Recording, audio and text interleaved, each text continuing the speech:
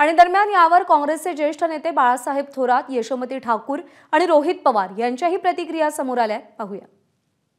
संजय राऊत असं म्हणालेले आहेत की मुख्यमंत्री पदाचा चेहरा द्यावाच लागेल, याच्या जास्त जागा त्याचा मुख्यमंत्री असं कोण म्हणाले। उद्धव ठाकरे यांचं कामकाज मुख्यमंत्री सगळ्यांना पाहिलेलं आहे। ठीक आहे, आता हे चर्चेचे विषय आहेत की आमच्या पातळीवर आम्ही सोडवू।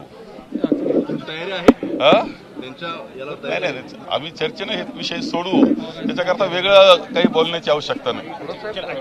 संजय राऊत म्हणतायत की ज्याची जास्त आमदार त्याचा मुख्यमंत्री असं कोण म्हणालं, तर आताच तुम्हाला मुख्यमंत्र्याचा चेहरा द्यावा लागेल आणि उद्धव ठाकरे यांचं कामकाज सगळ्यांना पाहिलेलं आहे। मला महाविकास आघाडीचं नेतृत्व आमचे तिन्ही नेते करतायत, काँग्रेस, सेना उद्धव ठाकरे साहेबांची आणि राष्ट्रवादी शरद पवार साहेबांची आणि काँग्रेस पक्ष, हे तिन्ही एकत्र मिळून महाविकास आघाडी आहे।